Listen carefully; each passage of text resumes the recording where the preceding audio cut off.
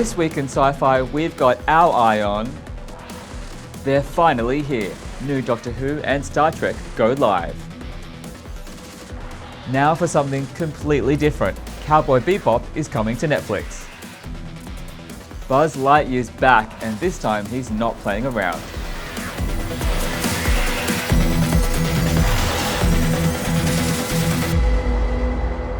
Welcome to Eye on Sci-Fi. I'm Raymond. Two much-anticipated series have hit Australian screens this week. Doctor Who Flux, otherwise known as Season 13, was released on ABC iView on Monday. With an epic storyline spanning 6 episodes, it features old favourites the Centaurans, Weeping Angels, and new bad guys known as the Ravagers. We can also expect 3 specials before Jodie Whittaker steps aside to make way for a new Doctor sometime next year. And animated series Star Trek Prodigy has been released on Paramount+. The show features 6 young aliens who stumble across an abandoned Starfleet ship and get it flying again with the help of a holographic Captain Janeway. On behalf of Starfleet, welcome aboard. What is that? The show is jointly produced by Nickelodeon and CBS, and so is primarily aimed at a younger audience, but it still looks like a lot of fun for the rest of us. Prodigy will be the only Star Trek title on Paramount Plus in Australia for a while yet, as Netflix still holds the rights to the other series here. Intrepid Space Ranger Buzz Lightyear will be returning to movie screens next year, but not as part of another Toy Story sequel. This time, he's no toy. He's a real boy. The movie's called Lightyear, and Buzz, voiced by Chris Evans, is a young test pilot who becomes the famed ranger that inspired the toy. This is real Buzz's hero origin story. Director Angus MacLean says he wants to give audiences the kind of sci-fi movie he grew up with, but with more modern sensibilities. And yes, there are definitely some Star Wars influences in there. Pixar plans to release Lightyear in Australia in June 2022. Last week saw science fiction's Night of Nights when the 46th Saturn Awards were presented in Los Angeles. Star Wars had a great night, taking out Best Sci-Fi Film with The Rise of Skywalker, Best TV Miniseries with The Mandalorian, and Best Animated Series with The Clone Wars. J.J. Abrams was named Best Film Director for his work on Skywalker. Star Trek Discovery scored Best TV Series, and Patrick Stewart took home Best TV Actor for his work in Picard. Nominations for the People's Choice Awards are out, and they have gone a different way. The sci-fi category is dominated by superheroes, although Dune and Tomorrow War are well represented across multiple categories, including Best Film. The People's Choice Awards will be held December 7. And looking ahead, Cowboy BeBop is coming to Netflix later this month. Described by Netflix as an action-packed space western, it's a live-action remake of the 90s Japanese anime series. It stars John Cho as part of a team of bounty hunters with a spaceship and a knack for finding trouble. What the actual fuck? But we're not the first to wonder if Firefly drew any inspiration from Cowboy BeBop. 10 one-hour episodes will be available from November 19. And early next year, we'll see the latest from Master of Disaster Roland Emmerich. Moonfall, as the title suggests, involves a lunar collision with Earth and will hit Aussie cinemas February 3rd. Happily, NASA is already considering the problem of how to stop the sky from falling. This month, they'll launch the first test of a program which they hope will deflect asteroids by crashing satellites into them. No word yet on when they'll be able to take on the moon, though. For more on all these stories, check out the links in the description. This week's poll asked members to choose the best Star Trek captain of all time, and it seems that wasn't an easy choice, with even the list of nominees causing controversy. Captain Kirk won the poll, followed closely by Picard, with Janeway and Pike tied for 3rd. Jonathan Archer didn't manage any votes. Joining me today to discuss the poll results and the rest of the Sci-Fi Week is Endeavour Mission Executive Producer Matt Moran. So Matt, why do you think Kirk won? Yeah, I mean, it's a fairly obvious choice. If you think about it, he was the original Captain Kirk, and, you know, to the extent he's always going to be the favourite. Maybe the likes of Picard is more in keeping with more modern sensibilities, maybe. But I mean, let's face it, the whole poll was, frankly, it was a little bit of a test poll for us. We've still got a very small membership. Only Endeavour Mission members can vote on the poll. It's one of the privileges of membership. And because of lockdown, our membership has been quite small. We're hoping to grow that once lockdown finishes and get a wider sample for the poll. And so, you couldn't put too much store into the results of the poll at the best of times. But again, as you say, Kirk is probably not such a surprise that he came out. Which we've had some people ask, well, which Kirk did you mean? Did you mean Captain Kirk, the Shatner Kirk, or did you mean the Kelvin timeline Kirk, Chris Pine's Kirk? Well, we didn't say, but of course we meant Shatner's Kirk, right? And I did notice that there are a couple captains missing from the list, specifically from Discovery. I mean, that wasn't deliberate. I mean, we did have Pike from Discovery there. I mean, he was so good that he got his own spin-off series, right? So we had to include him. But it was just a matter of how much room we could put in. And so we did defer to the originals rather than the new. And you could say, well, that's not fair. You couldn't do that. And fair enough. We'll take that on the chin. We're certainly open to suggestions on polls, though, in terms of poll topics. If there are any burning sci-fi questions that viewers want answered out there, let us know, and we'll create a poll for them. Now, sticking with Star Trek, it's going to be a huge year next year with all the shows like Star Trek Prodigy, Discovery, Below Decks, Strange New Worlds. Do you think it's too much content? I don't know if there's such a thing as too much content, but look, it's certainly going to be plenty to watch next year, which is great.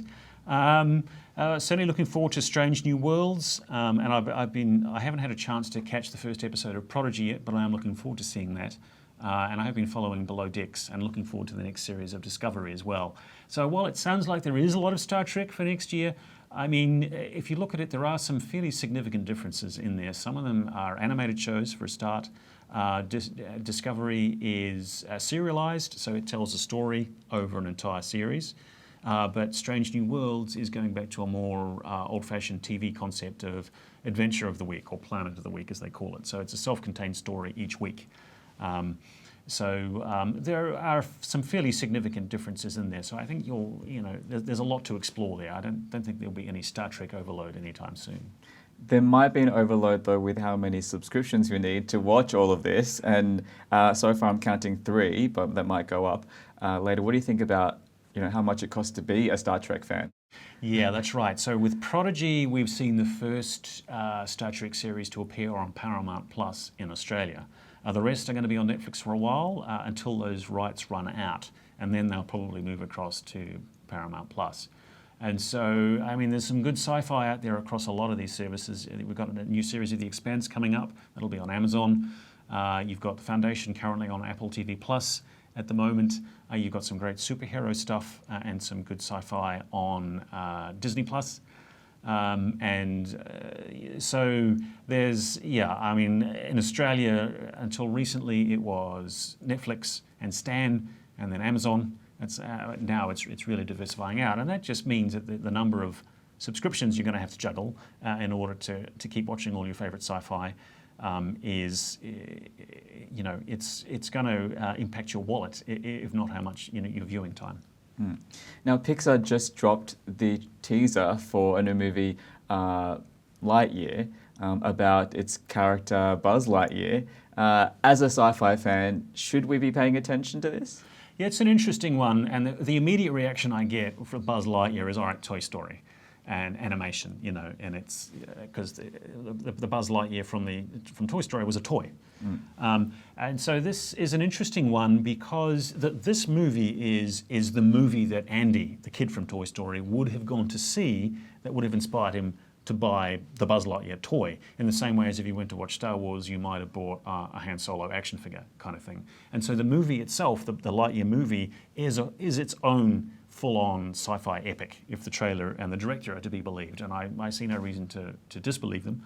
It looks like it'll be a really good self-contained film. And so if you can get over the connection with Toy Story, it's got really nothing to do with that at all. It's still animated, it's still Pixar, but it is a full-on sci-fi epic. And as the director said, he was doing it in the style of the movies that he saw when he grew up.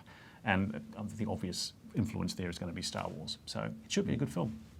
Now, speaking of content, taking from content that already exists, Cowboy BeBop is dropping on Netflix this month. What do you think about, bringing back a Japanese anime from the 90s and, making a real-life version of that? Oh, look, it looks fabulous from the trailer. I mean, I'm not familiar with the original anime series. I've got some friends who are and thought it was fantastic, and they've been bringing me up to speed. But it looks, from what I've seen on the trailer, it looks really good. I mean, it's got John Cho in it for a start, so I mean, he's doing a great job. I mean, the first thing I saw when I saw the trailer, though, was how much it reminded me of Firefly, which obviously came later, right? And so it seems to me that there was probably some kind of influence there from Cowboy BeBop behind Firefly. Now, I haven't seen anything where Joss Whedon is quoted as saying that it influenced him, but even if it was subliminal, I'm sure there must have been some influences there, which is great, because I really loved Firefly. So I'm really looking forward to Cowboy BeBop as well.